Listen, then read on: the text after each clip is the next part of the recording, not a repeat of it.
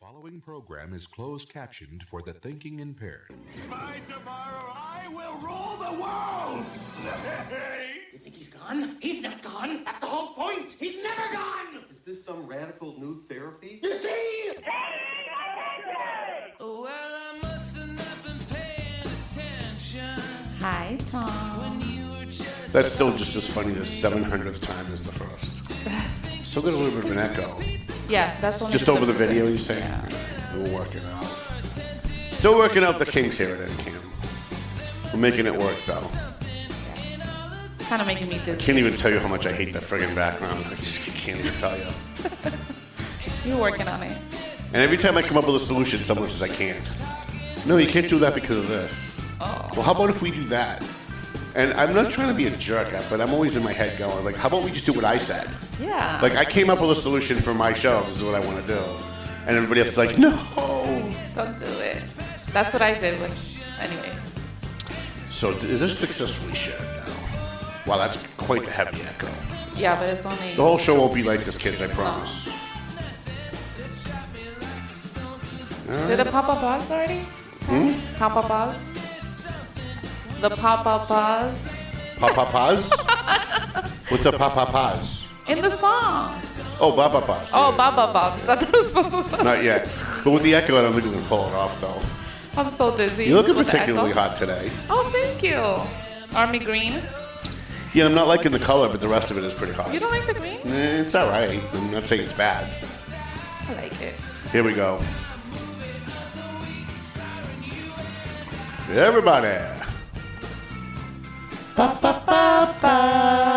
Not bad, not bad. We're going to get Alejandro in there one of these days. I doubt it. All right, let's get this show on the road. I can't handle the echo anymore. Hi, how you guys doing? My name is Tom Duggan here at the Paying Attention Podcast. Hi, atop Two Guys Smoke Shop at the Studio 21 Podcast Cafe. Now, what you see behind me is the background that we have now. I'm trying desperately to get rid of this. So I have commissioned the expert in signage, Don Pease over at Don Sign Tech, to maybe print us up. I think I came up with a really great background. It's actually kind of, when I invented a background in my head without looking at other people's, this is kind of what I thought of. This is kind of like what I came up with in my head. So when we found it, you hated it. Don thought it was okay. I loved it. So we sent it over to Don, and so now we're trying to figure out a way to get it behind us, whether we're going to do an actual sign or green screen or whatever. I thought it was going to be like a green screen. This whole Yeah, time. I really hate the idea because I watch other podcasts. It's amazing how, like, for 7 years I did a podcast, never watched anybody else's podcast. Now I'm watching everybody's podcast. Okay. And I'm watching podcasts of people who have, like, the city of Boston or New York behind them on a green screen. Yeah. But as they move, there's this, like, crazy, like, Count Chocula outline. Well, that's because they move too fast. You barely move when you're sitting here. That's true. I could barely move to begin with, Yeah, right? right? So I'm surprised you're even looking at me. I know, right? I've been doing neck exercise. They're killing me at physical therapy, let me tell you. Not to digress. So we are working on a background. That's going to be fun. I want to thank our sponsors. If I was smart enough to pull this up, I guess I was for today. Sponsor, Stadium Chiropractic, 4-star lighting. If you need lighting, I don't really talk about these guys a lot, but Joe over at 4-star lighting is a great guy. If you need lighting for your business, for your home, you're buying a new place, you're renting a new place, you don't want to just go with like whatever they have there. You want something nice. You want something custom. And it's not that expensive. It's actually pretty reasonably priced. So give Joe a call over at 4-star lighting. I don't think Kirsten is there anymore, but I love that name. She was like the second person I ever met. Actually, didn't even meet her. Her name is Kirsten, K-I-R-S, Kirsten. Kirsten? And Are you sure it wasn't Rita Christine? Right. Tuna Conway. Anyways, Joe over at 4-star lighting is a good guy. Who else do we have? W3ON. They do my website hosting, and anytime I have a problem with my website, I call over. I call Dave DiNatale, and he and his crew take care of it for us. Chris's Barbershop, Enterprise Bank. I love the Enterprise Bank girls. They were so nice that the Enterprise Bank girls, Jessica from Lawrence, and I think her name is Christine from, it's either Christine or Christina from the Methuen Enterprise Bank, came to the bash with a big check for $2,500 for TMF. Wow. And so Mike Gorman, who comes to the bash every year thinking He's there to like introduce people, and we have 3 awards that we usually give to somebody affiliated with TMF that helps the homeless. He thinks he's there for that, and every year we surprise him with another check from somebody. This year and last year it was Enterprise Bank and the Lions Club International gave $3,400, I think. Wow, unbelievable. So he came in the room thinking that he was going to be introducing people to get awards that help the homeless, and he walked out with $3,900 for money to help feed the homeless on top of it all. So we want to thank Jessica and everybody at Enterprise Bank, Christine up in the Methuen branch. And Christine, I need to spend more time with her. Is she a redhead? Well, actually, she might be. I was not in that mode. Bash night, I was on a lot of pharmaceuticals just to get by. But she stayed, and like whenever someone comes to the bash, they do their thing and they leave. I'm okay with that because it's a big program. It's a big night. Not everybody can stay 3 hours, 3.5 hours for a program. But when people stay and they stay the night and they jump into other stuff and they help us with things, and she was getting in other pictures and she was trying to help us out with things, and I really appreciate her and Jessica for doing that. I love Enterprise Bank. I can't say enough. This is not something where they're buying advertising, so I'm saying nice things about them. Let me tell you, go back and watch some of my previous podcasts. I was with Santander for 25 years, Santander Bank. And they screwed me so hard, so often, that I'm like Sheldon on The Big Bang Theory. I don't like to change anything. I don't care what the inconvenience is. I hate change. So I stayed with them, and I stayed with them, and I stayed with them. And then one day, they refused to accept cash, and I lost it. Like, I just lost it. I lost it like you lose it on an ex-girlfriend that goes too far, right? Like, I launched. Be careful saying that. They're going to use that against Right, yeah, T-Bone and Kelly taking notes. What is that supposed to mean? Right, yeah, we know what that means. If you divide by 3, carry the 2, you know what that really means. Get your popcorn. This time we've really got them. So I had somebody show up at Santander Bank when I was in the hospital to deposit cash to cover my rent check while I was in the hospital, and they wouldn't take the cash. They wouldn't take the cash. They wouldn't accept money. I'm going to say that again. They wouldn't take the cash. They're a bank. Maybe I'm just in a wrong generation. They're a bank that won't take cash. So I lost it, and I flamed out on them on Facebook, and I was getting ready to flame out on them on LinkedIn and Twitter and embarrass them. And I called them and I yelled at them from the hospital. Didn't do me any good. And Jessica from Enterprise... Was it more than like a certain amount? Because I think you're supposed to report it, right? No, there's this new banking regulation. We should do a show on this, get an expert in here to talk about this. There's a new banking regulation that took place about 1.5 years, 2 years ago that they claim is to protect us from people using our accounts to launder money. Okay. So if you don't have an account with Santander Bank, you can't deposit money into someone else's account. So, for example... I just spent $25,000 for a lawyer to win the Supreme Court case that we won a couple of months ago, right? So how do I pay my lawyer? I don't mail him a check. That takes forever. I need the money to come out of the account now so I know when automatic payments come what's there, right? So I drive to Santander Bank. I pull up to the drive-thru, and I hand them a deposit slip. He gives me his account number, and I hand them a deposit slip with my check. So it goes in right away, cashes right away. He's got the money right away, and it's there. But if you don't have if I didn't have a Santander account, I can't do that now. If you don't have a Santander account, they won't let you deposit money into someone else's account. Oh. So that's news. I told them on the phone, and I know we've gone and we're wasting way too much time on this, but I told them on the phone, I don't care if a friggin' homeless junkie walks up to your window with $1 and says, put this in Tom Duggan's account. Take the fucking money. Exactly. It's money. Exactly. And by the way, it's illegal to not accept cash. It says right on the money, this is for all debts, public and private. All debts, public and private. Anyways, Jessica from Enterprise Bank came on my Facebook page while I was losing my shit. And she was like, hey, Tom, if you come to Enterprise Bank, no problems here. Send anybody you want down with all the cash you want. We'll take whatever you want. It's just like if someone were to call and pay like my electric bill and they're like, oh, please confirm you are actually going right, yeah. Just take the money. Take the money. Take Whoever the money. Is paying, who cares? Oh, well, we're worried that drug traffickers are going to use your money to pay for my bills? Your bank account to launder money. Okay. Well, listen, if a drug dealer wants to put $1 million into my account to launder drug money, he's never going to get it out. Yeah. So that makes no sense. Oh, here's the best part, too. And then we have to move on. I know I've told this before, but this is the funniest part of this whole story. So I actually got out of the hospital and I went down there to yell at them in person because I couldn't believe this was actually a regulation. I thought they were making it up. Turns out there was this new regulation for it. And as I'm walking away, I had this like fleeting thought. Now, if you thought I was angry at that point, you have not seen me angry. I had this fleeting thought. I turned around and I said to the bank manager lady, and she was so nice. I feel so bad that she had to deal with my abuse, but they kind of deserved it. I said, well, wait a minute. I'm curious. Can I still use my ATM card? Can I still use my ATM card to pull up to an ATM machine and deposit money? Oh, yeah, you can do that.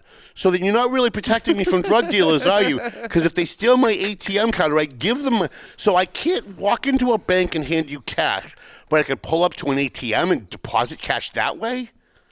But somehow there's a regulation that says that it makes no sense at all anyways. Who else do we have left? Century 21, McLennan Real Estate. The Zanny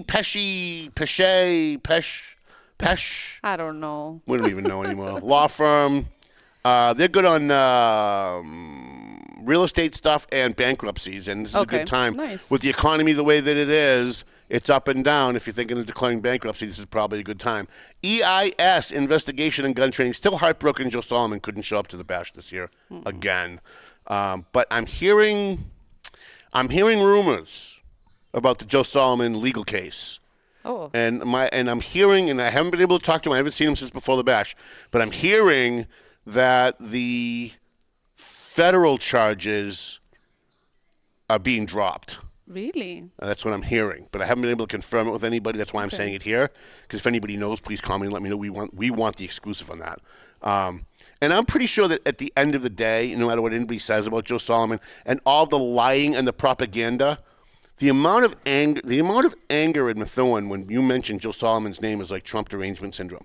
You go into like Dunkin' Donuts or you go into Heavenly Donuts, a bunch of guys sitting around, and you just mention his name in passing.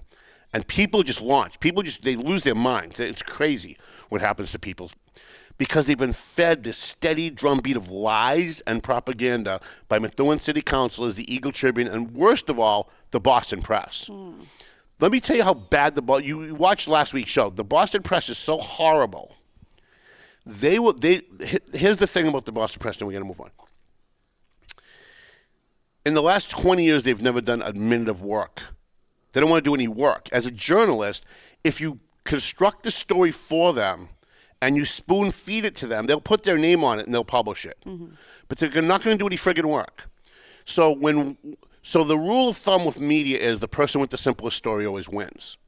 Because if the journalist has to actually journalize, he has to do journalism, he has to commit an act of journalism by actually do some research, calling people, Googling something, they're never going to do it ever, ever, ever. They're the laziest people. I would take 3 welfare mothers with 8 kids apiece over a journalist in Boston when it comes to laziness. Okay. Wow. They're that lazy. So I mean, if you're a mother of 8 kids, you're not lazy. Well, I'm saying like if you're someone that just hangs around the house all day and doing nothing. Maybe it was a wrong analogy, but they're literally the laziest people. Think of the laziest people in the world that you know, times it by 10, and that's Boston journalists, and probably across the country. But I only deal with the ones in Boston. So Methuen City Council has packaged up this story for the Tribune. The Tribune ran with the packaged story, didn't do any journalism of their own. The Boston Press picks up the Tribune story. They don't want to verify anything. They're not calling anybody. Just rewrite it. They just rewrite it, and then they'll call someone that they know is going to give them the answers that they want. Whatever happened to like innocent until proven No, guilty? not in America today.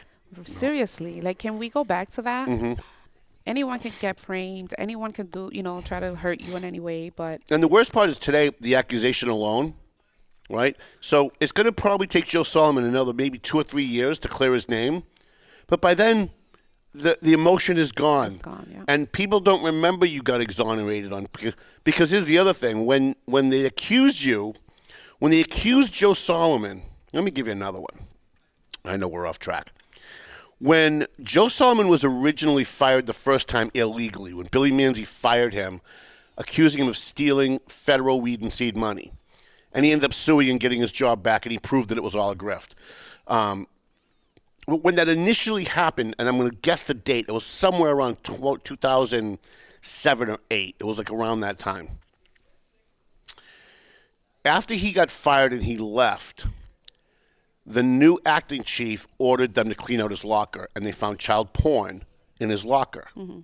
And the Tribune front page story was that there was child porn found in the fired chief's locker, but never included the detail that because they were investigating, I believe, a police officer from another department who had friends in that department, and they didn't want the evidence to walk out of the evidence room. So the detective and the chief both signed off on the envelope, sealed it together. They got their signatures on it, and they put it in the chief's locker so it wouldn't walk out of the evidence room because there were people in the department that knew the guy they were investigating. Does that make sense? Yeah, that makes sense. Okay.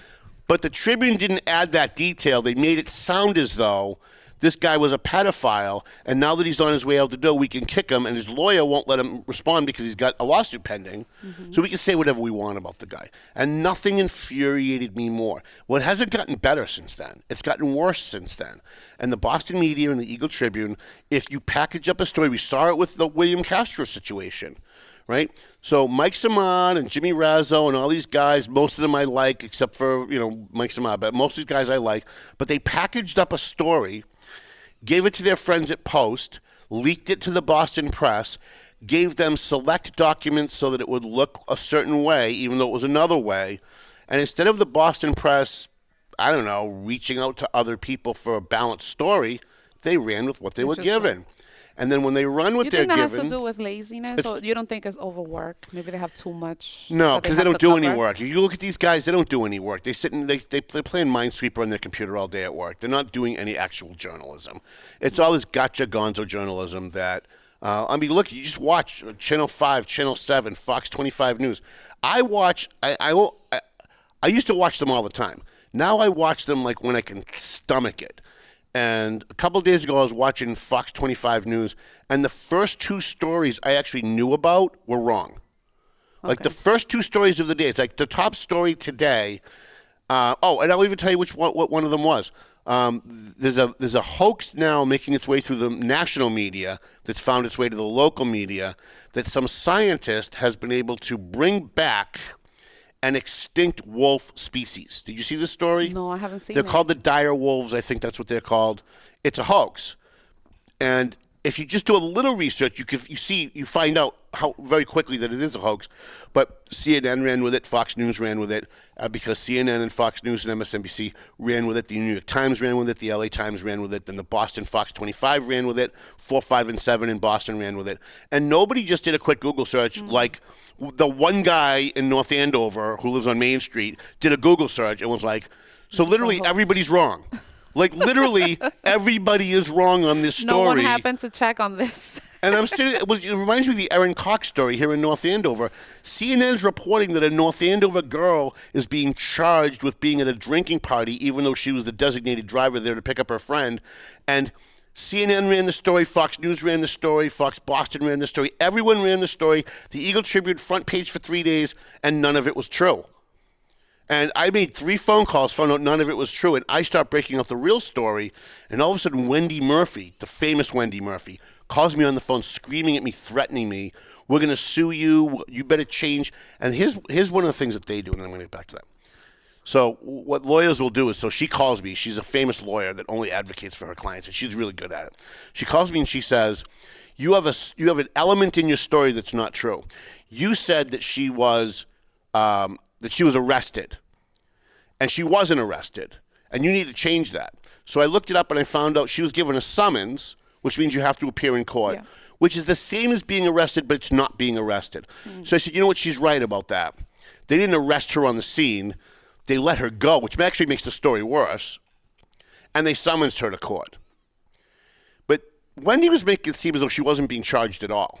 But I did change that one element. And the second I changed that one element to the story, Wendy Murphy, on behalf of her client, Erin Cox, here in North Andover, issued a nationwide press release that the Valley Patriot admits that their story is wrong. That their story is wrong. See how they get you? It's all manipulation. Everything you see in the media is all manipulation. Yeah, that's a smart woman. All of it. So I'm watching this thing about the dire wolves, and I'm doing a quick Google search, and come to find out, they took the DNA from a skull from an extinct wolf, but they merged it with the DNA of an existing gray wolf that is still around. So they didn't bring back an extinct species. They merged the DNA with the DNA of a species that's alive today, and they created this gray wolf that they're calling a dire wolf because it has some dire wolf DNA in it. That's a very different headline than scientists bring back an extinct species, because they didn't bring back a fucking extinct species. It's not what they did. These words mean something. And when you're dealing with the press, literally everything you see. Now, there's nothing political about a dire wolf, right? That's not left wing, right wing. It's not ideological, but it's proof that how quickly they can lie to you to your face with a straight face about something that's absolutely not consequential, to see how quickly you'll believe it. And by the way, always watch the bandwagon effect. Whenever one news outlet comes out with something that nobody else has, they're all mad that the first outlet got it first. So they just start repeating the story as if they did their own research. They're just taking the so they can get ahead of the story, get credit for the story, even though the original story is wrong. Right? So, for example, they Bob might be introducing it to you in a different way. Right. So let's talk about Bob LeBlanc a little bit. I wasn't planning on doing it last week, and everybody told me that I should have. So we'll talk a little bit about it. So Bob LeBlanc, the former Methuen former Methuen town manager when Methuen was a town. Bob LeBlanc. Everybody remembers when I was on WCAP for 15 years in Lowell. Bob LeBlanc used to have the show after me, because the owner of the station was a left-wing lunatic, and I'm a right-wing lunatic. And he needed somebody to come on after my show to undo all the damage that I was doing to their liberal ideology. Okay. So Bob used to come into my show, and he would spend the last 15 minutes on my show hoping that my listeners would stay when his show started, because he had no ratings, and I was the highest-rated show on the station. So he needed at least a third of my listeners to stay with him through his show for him to actually have any ratings, because nobody listened to his show. His show was all, what you see today, Trump's Hitler and all that other crap, right? It was all just left-wing baloney. He's since been charged with child rape. Now, this has been an allegation that Bob LeBlanc has had to deal with for years. I, by the way, still have all the audio recordings of Bob LeBlanc on my show when Labor's Union Local 175 president Mike Gagliardi called in while Bob was on my show and called him a pedophile. And I ducked. Remember last week when I made you guys duck? Yes. I ducked. It's very rare to get me to duck. Lenny was fine. Right? But it's like think about the things that I talk about on a regular basis. Nothing makes me duck. That one made me duck. And I actually felt myself defending Bob LeBlanc, if you can believe that, because there wasn't enough evidence in the specific incident that they were talking about at Barnes & Noble, where Bob was accused of propositioning an underage boy who worked there. Bob was accused of following the kid around, but there wasn't a lot of evidence, and he wasn't arrested. They just got a restraining order against him. So I was in the very uncomfortable position of saying, it's a horrible thing to be accused of if you're not guilty. Mm-hmm. And even though I hate the guy, and I don't really hate him, but I don't like the guy. It was very hard, but I felt an obligation to have to go in and defend him. Okay. Well, he's now been charged with it officially for the first time now. Oh, okay. And now he's been arraigned. He's been arrested. He's been arraigned. Actually, they gave him a subpoena. He showed up in court. They ordered him to show up at the Methuen police station to be booked and processed and arrested. Oh, wow. So, and I think they have him on home arrest because he's in a wheelchair now, which I don't wish on anybody. Trust me, that's a hell all of its own. So I got the story. And I'm not going to say how I got the story. It's a little embarrassing, but I got the story. And I got it before everybody else. And I included in the story a quote that was actually on my radio show in 2014. And the Eagle Tribune stole my quote. No way. What was it? And I don't have it in front of me, but it was a quote from somebody that called into my radio show. I think I put the exact quote in. And once again, I tune into NBC News, and NBC News is using my quote, and I'm like, there's literally only one place they could have gotten that. It was my radio show. I still have the audios. There's one place they could have got that, and that's from me. That's from my story. That's the Valley Patriot story. So every time I break a story, the Tribune will steal it, or someone else will steal it. It'll make its way to the Boston Press, and then the Boston Press will give credit to the outlet that stole it. Sometimes it's the Lowell Sun, sometimes it's the Eagle Tribune, sometimes it's the Newburyport Daily News on the Tomaselli story. Several times they stole my material. But do you want to be recognized at that level? I don't want to be recognized, all right? And it's not about me, but I run a corporation, and my newspaper, the success of my newspaper hinges upon its credibility. And so when Fox Boston, and there have been times, 4, 5, and 7, Fox News Boston, even CNN, has given us credit for breaking a story.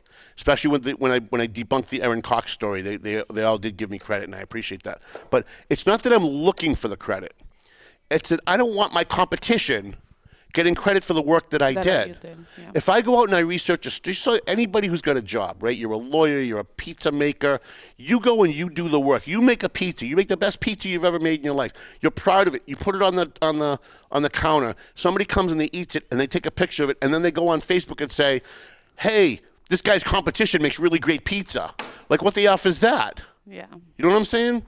So it's not that I'm looking for the credit or that I want my newspaper to get the credit, although I would like my newspaper to get the credit because that's how we survive. But it's not that I'm looking for the credit. It's that I don't want my competition. Now, if it's some news outlet in Arizona, I don't care. They're not my competition. We're not fighting for the same ad dollars or the same eyeballs. But when it's the Eagle Tribune, they've stolen photos off the front page of my newspaper and run it, and their claim was, well, we saw it on a poster on a light post somewhere, so it's for public consumption. It's ours now. And unfortunately, I have the same lawyer they do. The Tribune and I have the same lawyer. So I call my lawyer, and I'm like, can we sue these guys? And he's like, I can't do that. You have to find somebody else. I don't want somebody else. I want you. He's like, I'll call them, and I'll straighten it out. So Peter Caruso is very good at smoothing these things out for me with the Trib. But when it came to the Bob LeBlanc story, it was a little infuriating because we're the only ones that had the story, and I screwed up. It was my screw up that I released the story before I was supposed to. Okay. So I got yelled at by the DA's office. They're like, "We gave you a story. You were supposed to hold it." That was the first time in 21 years that I screwed it up. Did you just say where you got it from? I got it from the DA's office, but I wasn't supposed to release it until 3:00 that afternoon. Got it. And something happened. I'm not going to throw somebody under the bus, but something happened. And instead of forwarding me the actual email that said embargoed all over it, they just sent me the information on a text message. So I just thought it was out. Oh. And I released it, and I shouldn't have released it. So I apologize to Paul Tucker's office for that. But then again, so now at the end of this, so Bob LeBlanc, Bob has had a lot of legal problems in this area. There was a kid at McKinnon's, which is a meat market, or I don't think it's necessarily a meat market. I think it's a meat market and a grocery store. Okay. I don't think I've been there in 30 years. There was a young boy that worked at McKinnon's that also filed a restraining order against Bob LeBlanc. And this has been an ongoing thing. I think he got sanctioned, or he at least got charged for assaulting. And I say it with air quotes because he didn't really assault. When you think of an assault, you think of violence. Yeah, he was harassing. He came up behind a female attorney at Lawrence District Court. Bear hugged her. Bear hugged her from behind. So he's like grabbing underneath her breasts from the front and lifted her up and then told her how beautiful she was. You know, you can almost dismiss that as a generational thing because he's old, right? He's in his 80s. I get that. Still can't be doing it, though. But it just seems like over the years, these allegations keep coming up. They keep coming up. And again, that doesn't necessarily mean he's guilty of it because there's a chance that maybe we all see this bandwagon thing happening. We saw it with Bill Cosby. We've seen it with other people who are celebrities. Someone starts an accusation, then all of a sudden people that never even met the guy starts coming forward and saying, "Oh, Me Too." That's how the whole Me Too movement started. Oh, it was Me Too. Yeah. And it's happened with me, right? When Debo and Kelly came after me and they accused me of stalking them, which is a total laugh. Other people who I've never met, who I've never worked with, who I've never been in the same room with, started coming forward on Facebook and going, yeah, he did that to me too, and just making shit up. Like one girl came on and said, and this is the one that sticks with me, because when someone tells a half-truth, it's worse than when they just make something up completely, because when they tell a half-truth and someone starts looking into it, they find some of what that person said was true. It makes the other stuff look true.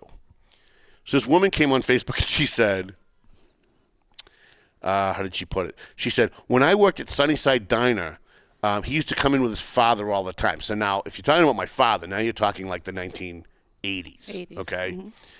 And I was underage, and he was 16 or 17, which, by the way, is underage. Mm-hmm. And he used to, when I'd walk by his table, he would purposely drop his fork on the ground so that he could look at my ass when I bent down. I was 17.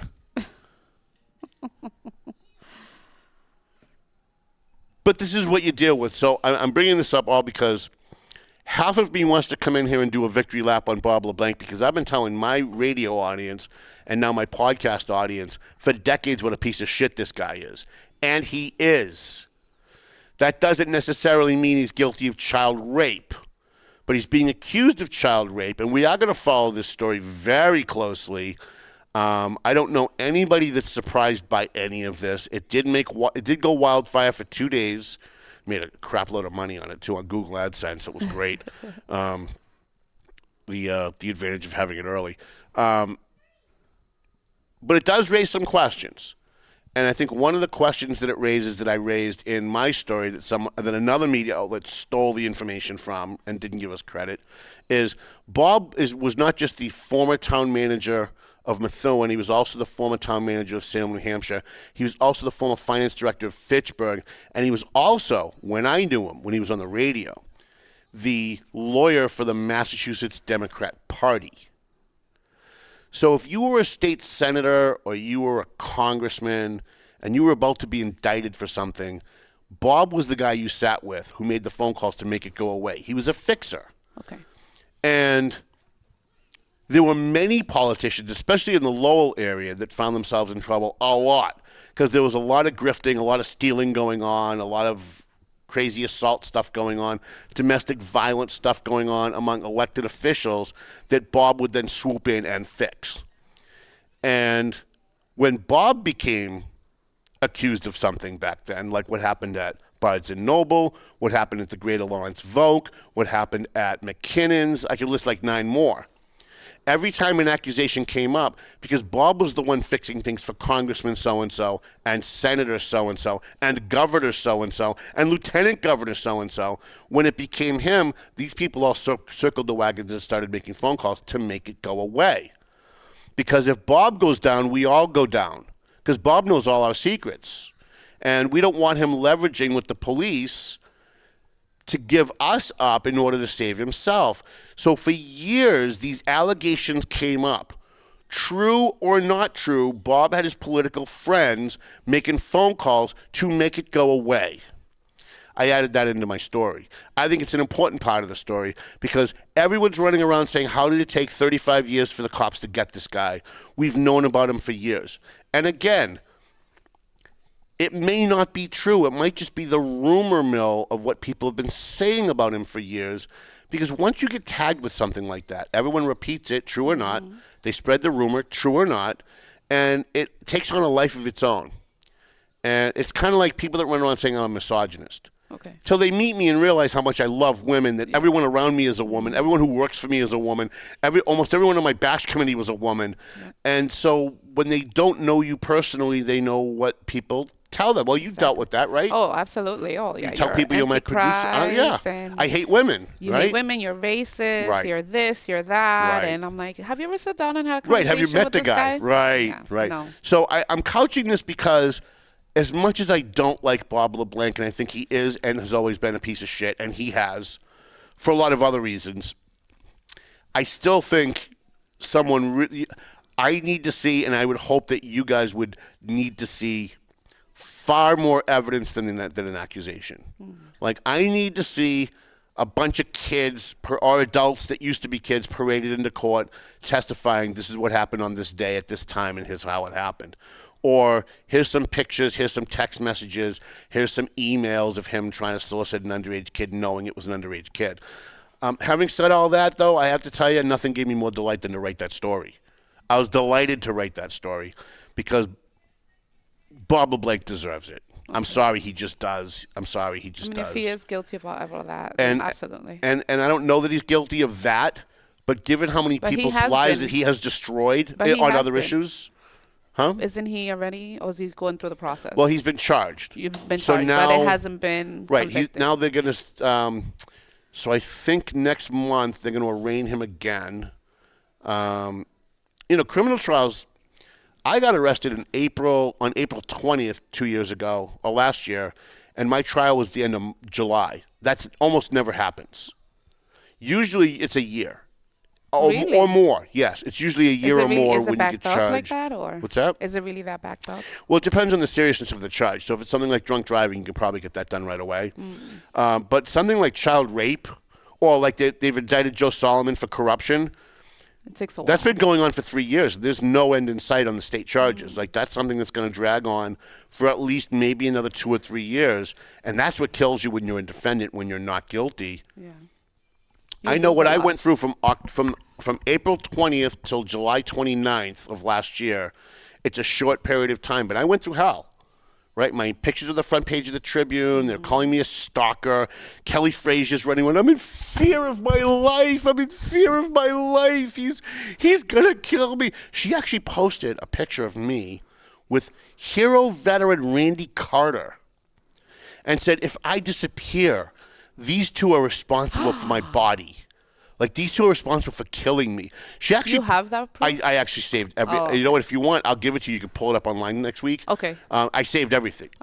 They thought they were so clever. They were posting things and then taking it down so that their friends would see it and it would hit the rumor mill. But I couldn't sue them for it. My lawyer and my friends, including even like you a couple of times, did screen captures and sent all of it. Okay. I forgot how we got to that, but we were talking about Bob LeBlanc. Yes. So, let me see here.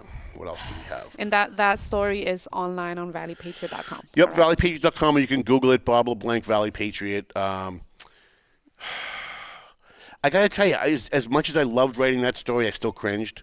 Okay. Because when it's child rape, That's like wild. you can't think of anything worse than that. Like, you can murder a veteran, and I don't think that's as bad as child rape. I mean, you're destroying the soul of a young person. Yes. And for the rest of their life, they're going to have some kind of negative consequence from that. Some people recover a lot better than other people, but a lot of times it breaks someone. It's still trauma. Yeah. And the shame and a lot of other things. And now some of these victims have to come forward, which is also not easy. Well, let's see what happens. They have to relive this whole it. Case. So, anyways, so I had a couple other things. Did we get all the... Bob LeBlanc stuff. Toma and Shaken Seafood. We did all that, right? Yes. EIS, Marsan. Okay. All right. What else did we have on our docket for today? You want to talk about the Dominican Republic? Yes. Real quickly, let's talk about. Yeah. So I got myself in a little bit of trouble yesterday, the day before. It is my fault. I'm going to say right out of the gate. Totally my fault. Partly my fault because of ignorance. The other part because of stubbornness. So I have this thing that I do. I can't help myself. I try, but I just can't help myself. Whenever there's a tragedy, I'm a media guy, and I have pet peeves about the media because I consume the media, and I'm part of the media, and I hate the media. I hate the industry that I work in, although I love my job, but I hate the industry that I work in because everybody else is so friggin' incompetent. Whenever any tragedy happens, Prince dies, Michael Jackson dies, an earthquake in Japan, a major fire, the wildfires in Los Angeles. The way the media covers it is infuriating to me. And so whenever a tragedy happens, I find myself on Facebook getting myself in trouble because I'm mocking the way the media covers it. I'm not mocking the tragedy, but most people are too stupid to understand the difference. Got it. And so when the Dominican Republic thing happened, when a nightclub Remember the name of it? Jet Set. So the Jet Set nightclub in the Dominican Republic, I guess the roof collapsed, a bunch of people died. Yeah. Now, for those of you who don't live in the Lawrence area or in Lawrence or know much about Lawrence, Lawrence is about 80% Dominican. 80% of the people who live in Lawrence are of Dominican descent, or they're Dominicans. Like, they're from the Dominican Republic and they're first-generation immigrants, and they're here. In fact, including, like, probably about 10,000 of them that are here illegally. Yeah. No judgment, okay? So when this happened, I start to see the same media pattern that happens when every tragedy happens. They find one victim, and they lionize this person like they were the second coming of Jesus Christ. Got it. And so I'm on Facebook, and I'm making comments on people's posts who are doing the typical media crap, because now people repeat what they see the media do. They think it's socially acceptable. And to most people, it is socially acceptable, just not to me, because I'm in the media and it makes me crazy. So people are out there, our hearts and minds go out to the victims, and they're all using the same words in the same way. The tragedy of our community is in mourning. Is it really? Is the community in mourning? Because I'm part of the community. I didn't know anybody that died, so I'm not really in mourning. I feel bad about it, but I'm not in mourning. No, I think we definitely but are. But politicians in particular, so I got myself in trouble with all the city councils in Lawrence. Because one of the city councils posted, I'll even tell you who it was. So Stephanie Infante posted, she's the chairman of one of the subcommittees, and she posted she was canceling their subcommittee meeting because of the tragedy, and the community is mourning, and all of the same things that the media tell people to say, and now we just repeat it all. And somebody else posted, which they just copied from the media, obviously, and this happens all the time. Everyone loved him. He brought a smile to everyone's face. He lit up every room he walked into. It's all these same catchphrases that we're brainwashed, that we hear over and over. Every car accident, every child that dies, every fire, every shooting, every nightclub collapse. The media has brainwashed us to go into tragedy mode and say the same things and do the same things. And here's the other thing, and I call this the Kelly Debo effect. There are always people who are tragedy whores, who whenever something bad happens, they know one thing, and that's that one thing they care about, is there are going to be cameras. Mm-hmm. So if there's going to be, if there's a tragedy that happens, so here's what Kelly and Debo do. I'm going to use them as an example because they're on my mind. Because I'm suing them. I'm going to be filing, I think, next week. They will go. I don't know if you remember that there was a little kid that got hit by a car on Broadway a few years ago that died, and the person left. A little girl. Fled. Right. I think it was a little girl, yeah. Yes. They found out who that little girl's mother was, went and knocked on their door and said, listen, you shouldn't have to deal with the media. They're vulture. Let us do that for you. And completely co-opt the tragedy to be their tragedy. And the next thing you know, Kelly and Debo are scheduling a candlelight vigil for this little girl that they didn't know, have no connection to, don't know the family, but are running around telling everybody that we've been friends for years. Because they have to insert themselves into any public tragedy. And I give you 20 more examples. There's a lot of people that do that. Like, they find a connection. Julissa Nunez. For example, that guy, he was friends with a cousin of my ex and whatever. And they're like, that's the story they run with. Yeah, my babysitter's mailman's third cousin's next door neighbor. And really what it is, it's just a way for them to get attention for themselves and insert themselves into the tragedy. I wish people would just be a little bit more prudent about that stuff and just give the family some privacy and some space. So now that I've explained what my frustration is with all of this, you'll understand how I got myself in trouble yesterday. As if anybody cares. But I'm ranting. I went on Stephanie's and I'm like, what is this crap? You're canceling a government meeting because of a nightclub collapse in another country? Like, oh, really? The whole community is in mourning, and now I'm taking the opposite side. And boy, do I look like an insensitive asshole, because a lot of people who are consuming this particular city council's Facebook page have lost relatives. And I'm very insensitive to that because I'm not thinking about that. Yeah. I'm thinking about the way it's being covered, not the people that it's affecting. So I got a lot of hate mail, and rightfully so. I'm going to be the first one to admit it. Got a lot of hate mail. You're being insensitive. Come to find out, there's a Lawrence city councilor who has, if you're not familiar with Dominican culture, I think everyone has a Lebanese friend that calls every other Lebanese person on the planet their cousin. Dominicans do or the No, Lebanese? So I have Lebanese friends. I hang out with Jocelyn Maroon sometimes. I love to go to 7 Miles. She's related to another Lebanese person. Right. Yeah. So, yeah, of course. so Dominicans were the same way. Every Lebanese person that walks through the door, that's my cousin. Because we're all from Lebanon, we're all cousins somehow, right? Dominicans do the same thing. They're related to everybody. Everybody on the entire island is related to them.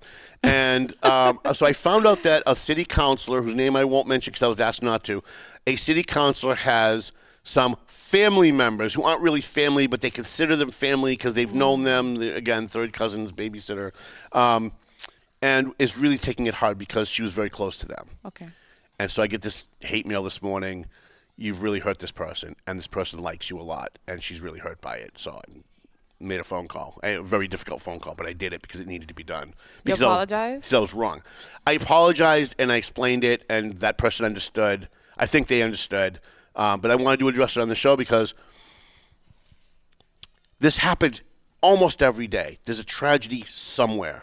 Mm-hmm. And we, as human beings, are fallible. We're not perfect. And what we hear on the media every time something happens, a school shooting, whatever it is, the media follows a formula because they don't want to do any work. So they just do what they've always done. And they interview one person about one of the people that was missing or lost or dead, and everyone loved him. It's not innovative. It just follows a formula, so it's formula TV. And because we're so used to seeing this, we do it ourselves, right? So I always told my friends, when I die, don't you dare let people that didn't like me go on Facebook and say, I love that guy. Call him out. I was Tom's friend. He hated you.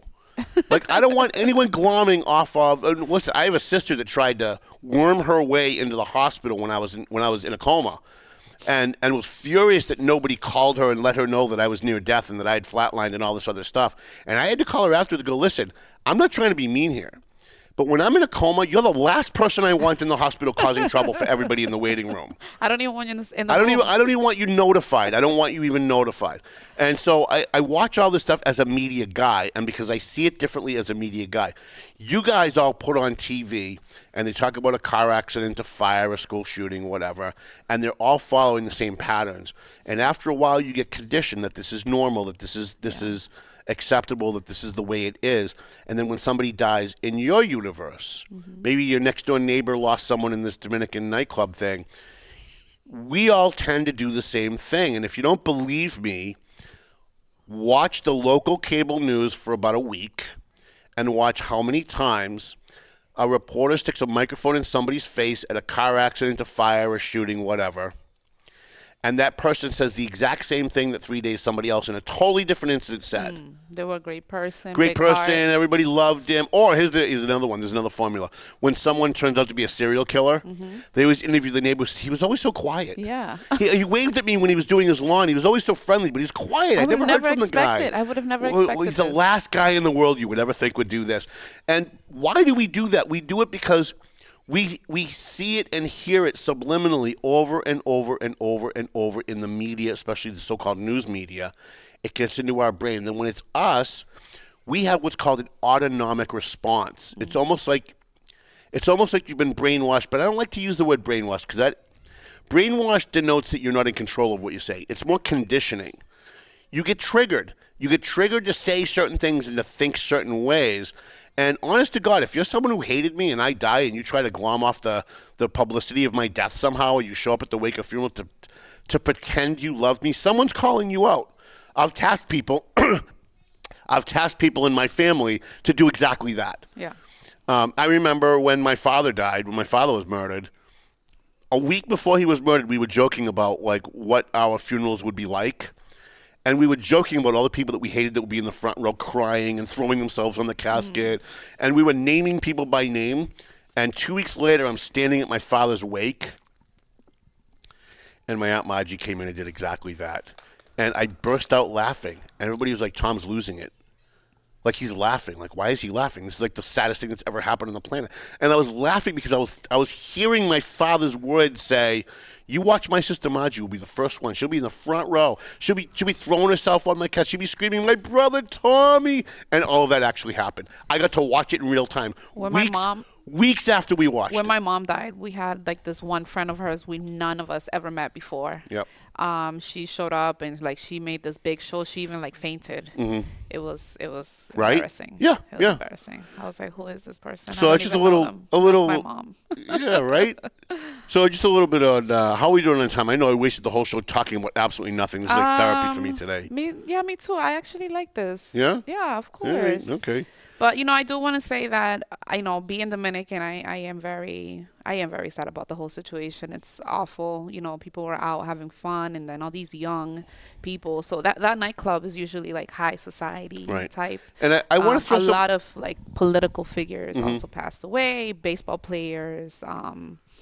So yeah, it's sad. Didn't like the governor of Montecristi, which is a provincia in the Dominican Republic. Yeah, she also passed. So I want to thank Stephanie Infante for pointing out how insensitive that I was. I'm never going to get mad at anybody for doing that, especially if they're right. Like if you can convince me. I've done that to you. Oh, all the time. And by the way, people love it. I get emails on it. Really? Yeah. Michelle Delano was loving the fact that you put me in my place when I said it was Cecilia's mother's fault for not correcting my spelling. And then you jumped at me like, why can't you just own it? And she was all over that guy. Oh, yeah. Oh, okay, good.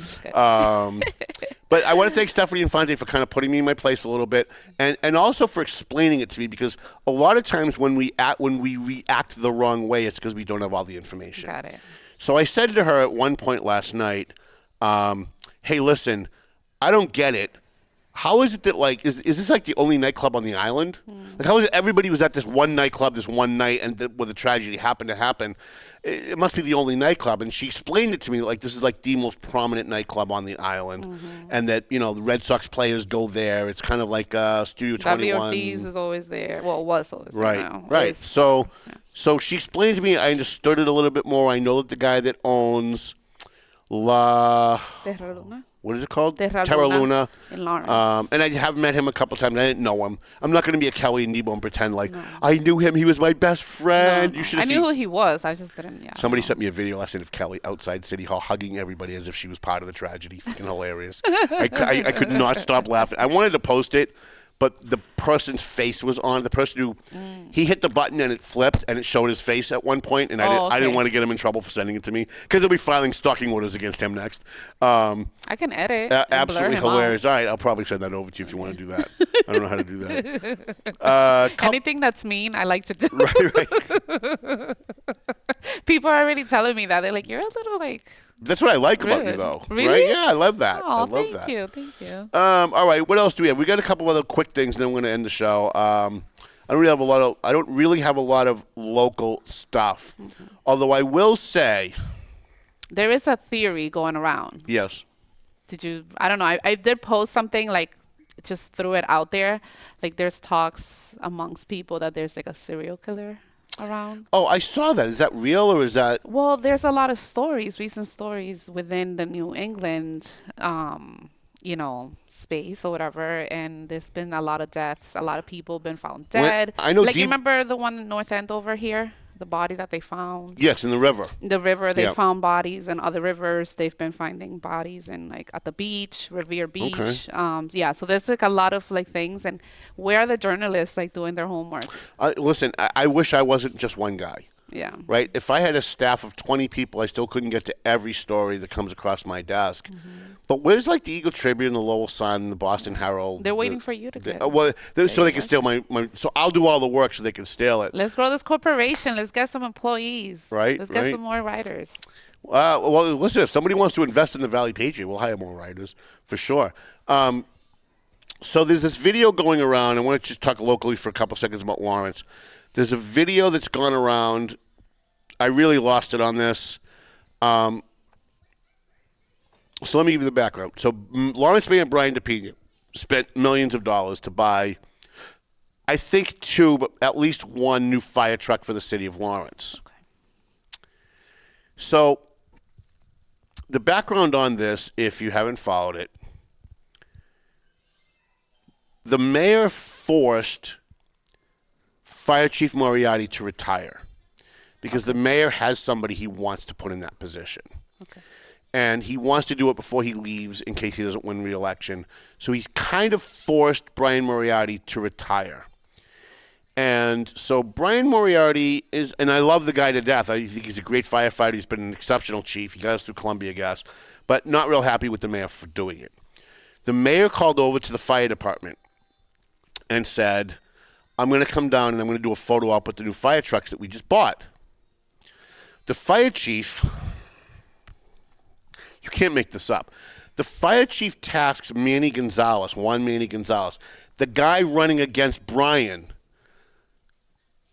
to drive the truck and to stand there during the press conference that Brian is having to really kind of do a photo op to show the people that I'm running for re-election. I just bought you some new fire trucks. Every mayor has done this. Dan Rivera did it. Willie Lantigua did it. Mary Claire Kennedy did it. Mike Sullivan did it. Kevin Sullivan did it. It's what every single mayor in every single community does. And usually they're flanked by all the city councilors because once you have a press once someone knows there's a camera, every elected official from here to California wants to be in that picture, right? Yeah. They live for that stuff. Like the last beam at the police station, I remember. Brian shows up, and now he gets there, and who's already there? But Julissa Nunez. And Julissa Nunez, who pretends that she's a member of the press, but really just works on campaigns and pushes her own candidates that pay her or lend her money and give her jobs. She shows up with a camera. And Brian, who's the mayor of the city, gets out of his car, and the first thing he sees is the woman campaigning for Manny Gonzalez standing there with a camera recording him. So he walks over to the chief. The chief shows him a couple of things on the truck, and the chief points to Manny, who Julissa's trying desperately to get into the shot because that's her candidate. Okay. This is nothing against Manny, by the way. Manny did not do anything wrong. But I'm just setting this up for you so you can understand how easily you are manipulated by not even journalists, but people pretending to be journalists. Mayor gets out of the car. The chief shows him a few things, and then he points to Manny and says, Manny can explain the rest to you because Manny's been driving this vehicle. So the mayor looks and he sees Julissa, and he turns around and he sees Manny there, and he goes, you're political, to Manny. Yeah. And then he realizes this is a setup. Like, this guy's running for mayor against me. This woman's working on his campaign. She's the only journalist here taking video. She's the only member of the public here taking video. Yeah.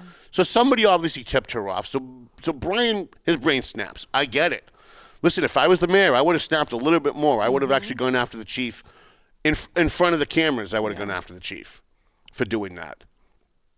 He turns and he yells at me, and he doesn't yell, but he says, you're political, you're political. Yeah. And then he says something in Spanish that, like, we'll deal with this later kind of thing. Okay.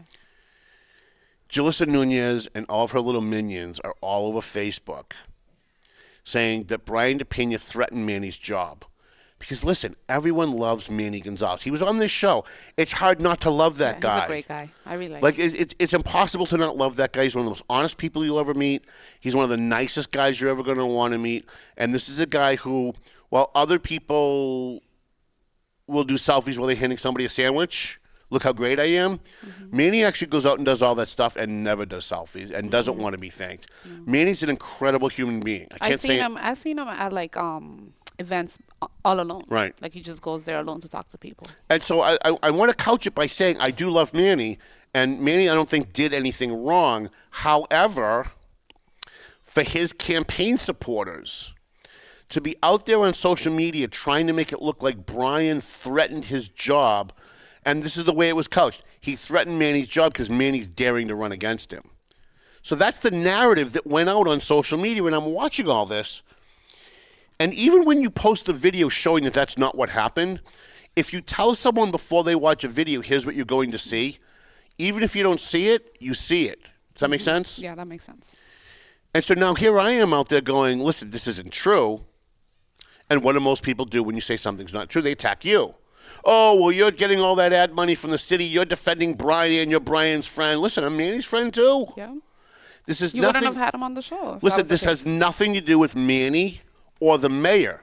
This is Julissa Nunez. This is the woman who found out somehow that the mayor was going to be there. showed up with her camera, desperately tried to get Manny in the shot to help her candidate, even though she pretends she's a journalist who's pretending to be objective when she's really just shilling for her candidate. And she's out there to embarrass the mayor because she hates the mayor. Why does she hate the mayor? Because the mayor gave her a job. She did a shitty job, and he had to fire her. He had to let her go. So he lent her money, $9,000. She never paid him back. And so now she's out savaging him everywhere she goes, everywhere he goes, because she's trying to get ahead of him telling people she's a deadbeat, which apparently she is. If you don't know that backstory, and you went on Facebook and you watched that video of the mayor turning to Manny Gonzalez and saying, you're political, this is political, it kind of looks like he's a little out of control. He was very calm when he said it. He wasn't yelling. But it does look like, if you're being told before you watch it, that this is the mayor threatening Manny's job in a vague way, you come across thinking that that's true. Mm-hmm. It's just like when, and I hate to make Trump an example of anything because people's brains snap, they stop listening if they hate Trump, right?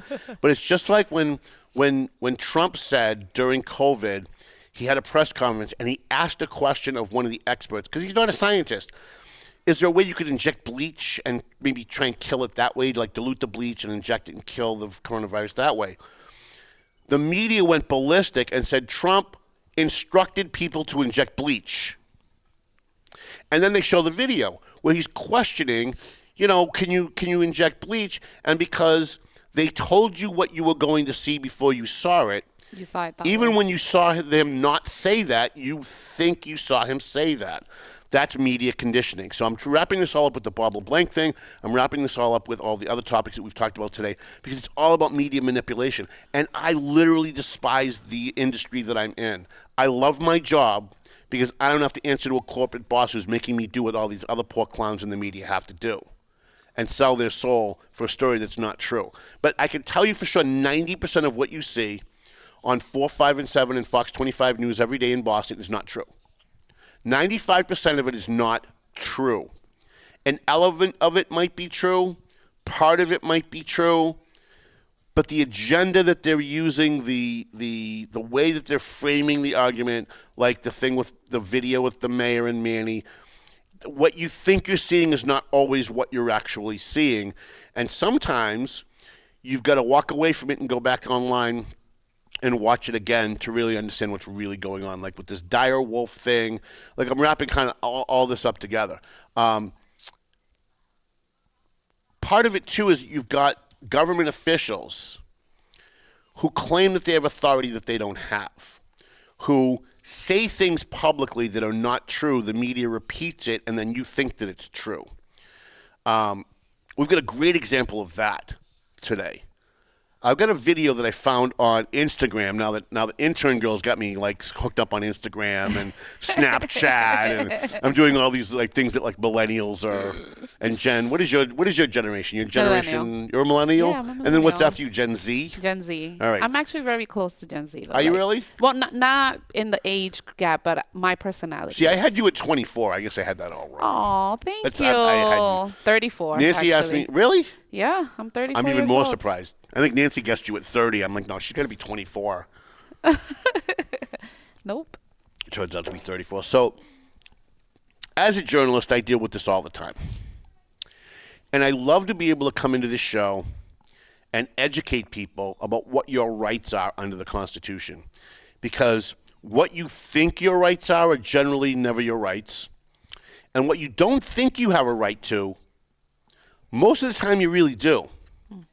And when someone in authority tells you you're not allowed to do this, or you have to, it's one thing to say you're not allowed to do something. What's worse is when a government official tells you you have to do something that under the law you don't have to. But in order to not do it, you have to challenge that person's authority, and most people don't ever want to do that. Okay. Most people are good, decent, average people who want to go to work, spend time with their family, go to the movies once a month, go out to dinner once a week, enjoy their life. They don't want to be challenging authority we've kind of been lulled into a conditioned state in this country to follow authority. Follow the science. Mm-hmm. The science that told us if you wear a mask, you can't get COVID even though you could. And the science that told you if you took a vaccine, you couldn't transmit it even though you could. It's trial and error. We are conditioned to believe authority. And so I deal with this all the time as a First Amendment guy. And I'm actually kind of obsessed with these videos. I'm going to show you one today. It's about 3 minutes. I want to talk about it. I'm obsessed with these videos because, the people who go out and do this are heroes. They're brilliant. They know the law. And as uncomfortable as some of these things are, you're watching this guy challenge authority. And I know the law. This is what I do. I live, breathe, eat, and sleep journalism. It's what I do, like every day. It's all I do. And even I was questioning, wait, maybe he doesn't have the right to do that. So I want to show you this because, for a lot of reasons, mainly because the average person at some point in their life is going to have to go to a school committee meeting or a city council meeting or a board of selectmen meeting, some kind of government meeting where they have to worry about their property being taken or their taxes going up or they need to build a new school or whatever. And you show up at these meetings and there are always people who pretend they know the law, who pretend they are the law, which is the worst. You have these petty tyrants, especially at the local level, North Andover, Lawrence, Tewksbury, whatever town you live in. There are always these people that because they work for the government think you work for them. And 100% of the time that's not the case. So I don't know where this is. I looked for it, I Googled it, I tried to find where it is, but I could not find the location. But apparently this is a video from about a year ago. I saw it on Instagram a couple of days ago. Sent it over to Intern Girl, and I was impressed that you actually remembered and had it ready when I came in today, because I had actually forgotten about it. I'm like, oh yeah, we were going to talk about that today. So this is a guy who shows up at a board of selectmen meeting or a town meeting. Town meeting. Either. All right, go ahead, just play it. Excuse me. You must sign in. What's that? You must sign in. What is that?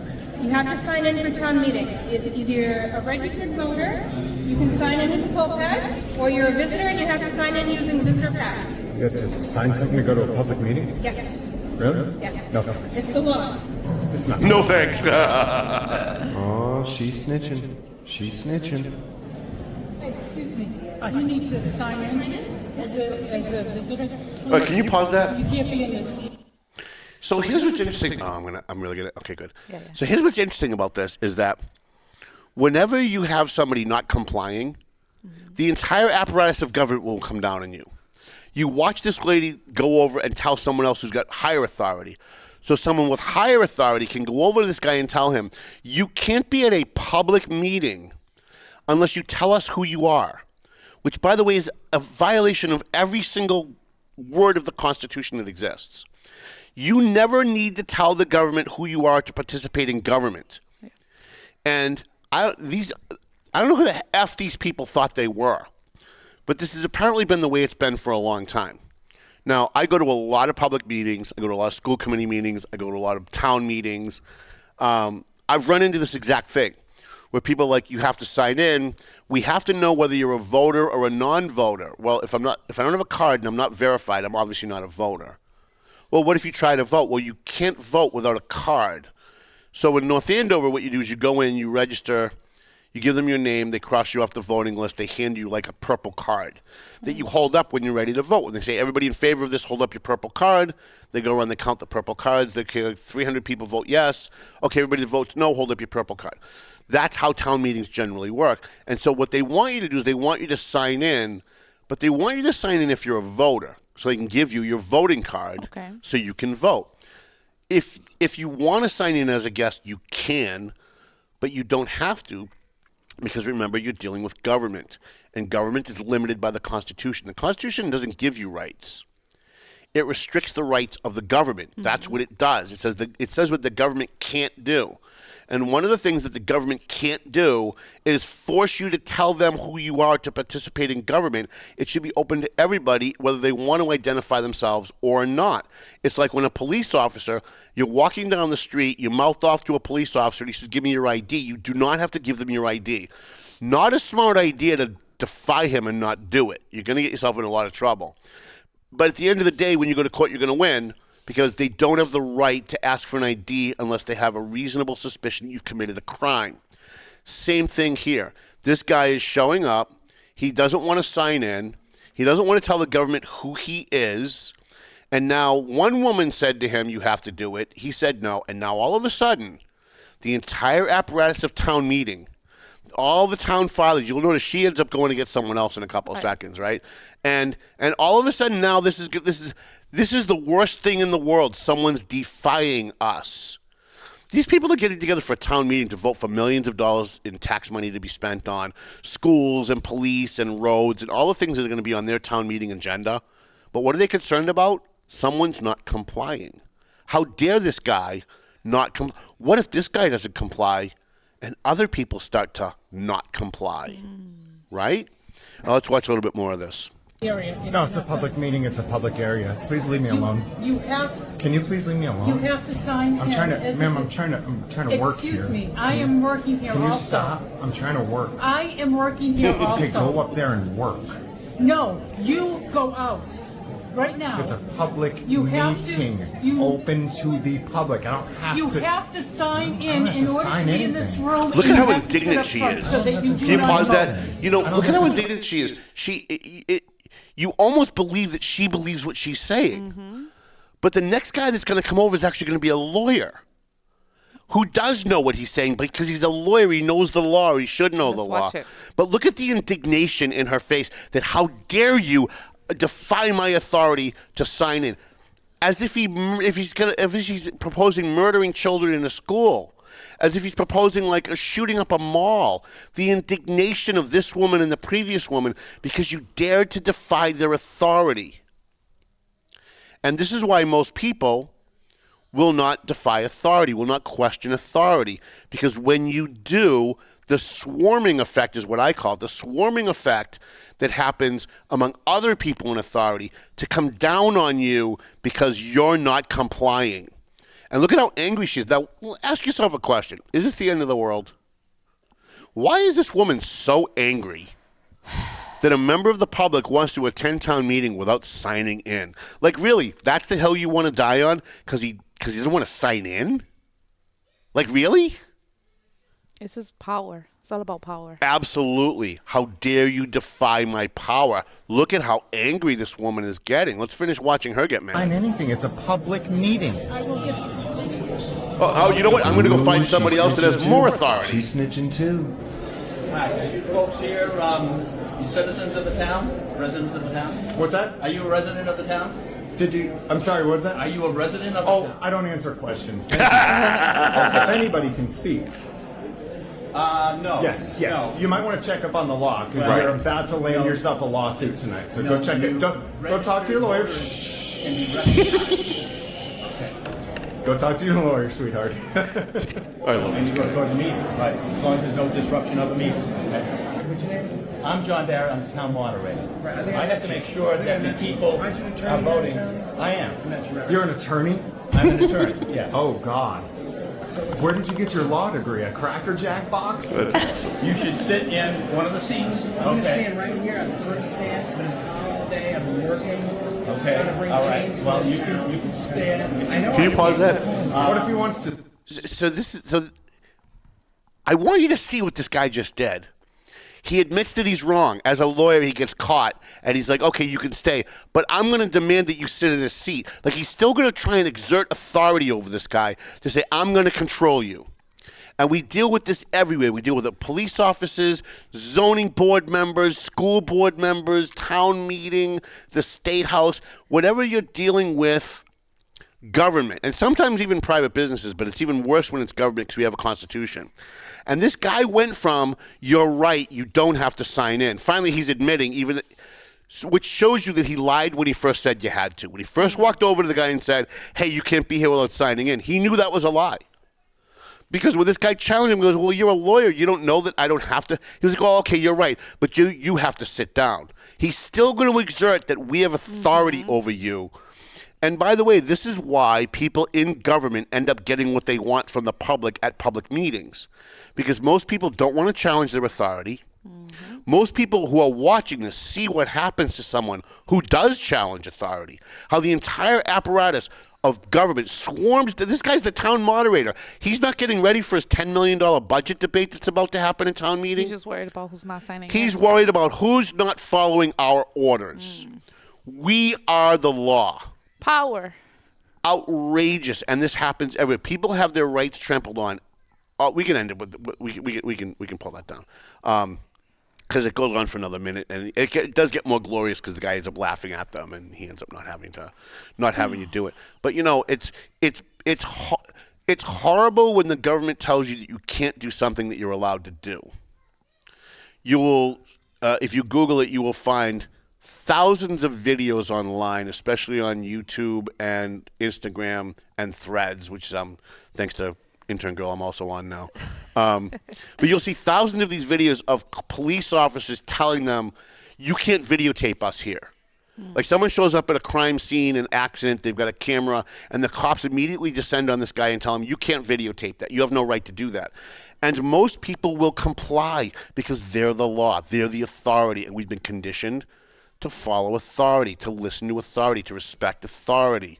And overall, that's not a bad thing to do. We should overall respect authority, but you need to know your rights because people in authority will always 100% of the time abuse their authority if you allow them to.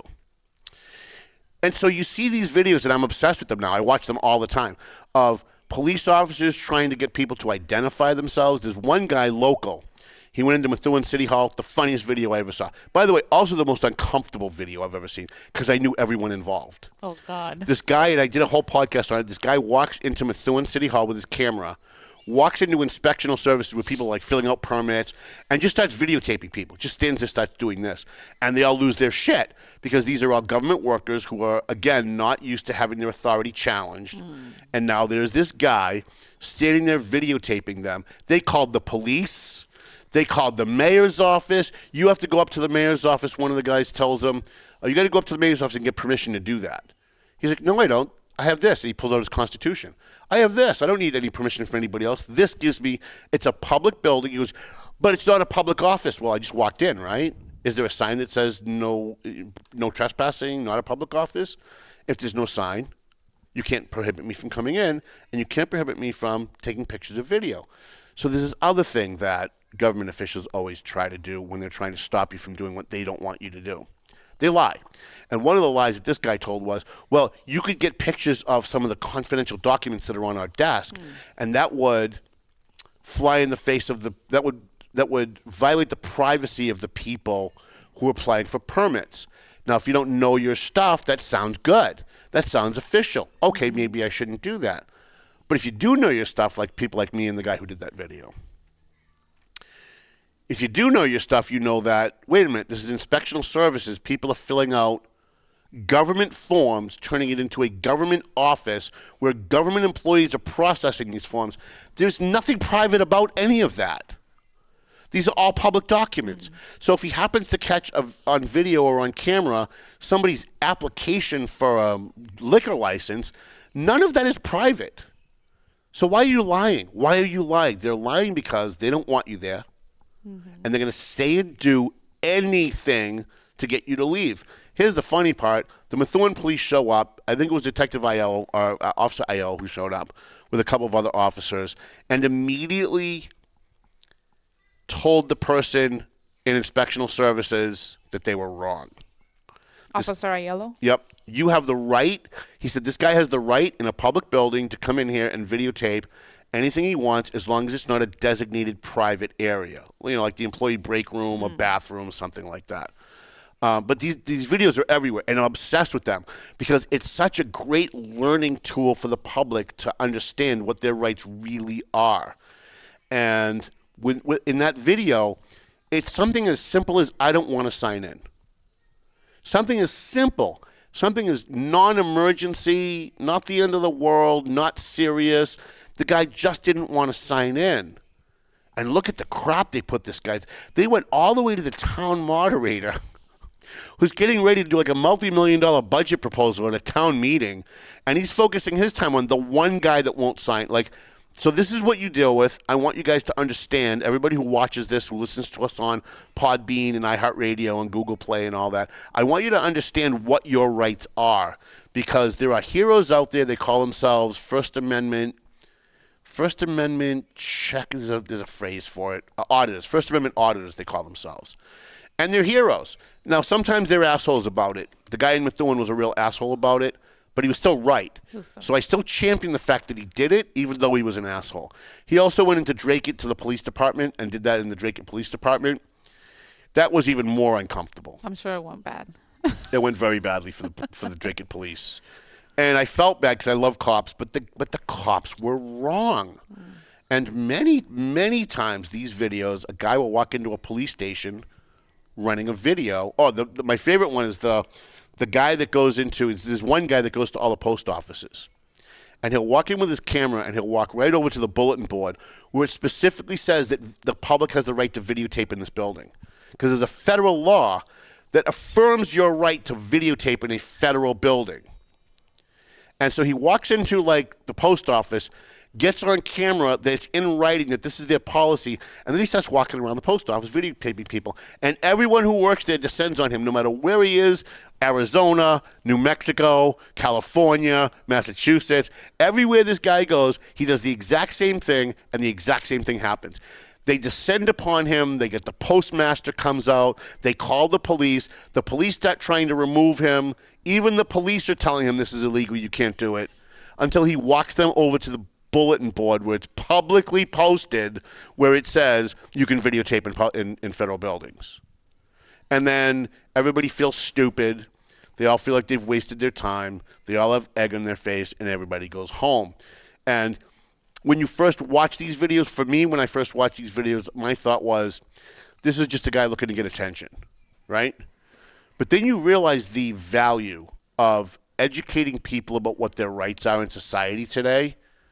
And for me, it became a real eye-opener for how can we use this on the podcast to try and get people to understand what their rights really are. Because, again, I'm going to end the show with this. There are always going to be people involved in the government who have authority who are going to, A, tell you what you can't do. That's bad enough. But worse, tell you what you have to do, right? They can't tell you you're not a town. You don't live in North Andover, you can't come into town meeting. They can't tell you that. It's a public meeting. Yeah. You can show up from Canada and you can go into town meeting if you want. All right? I'm not saying North Andover did that. I'm just using that as an example.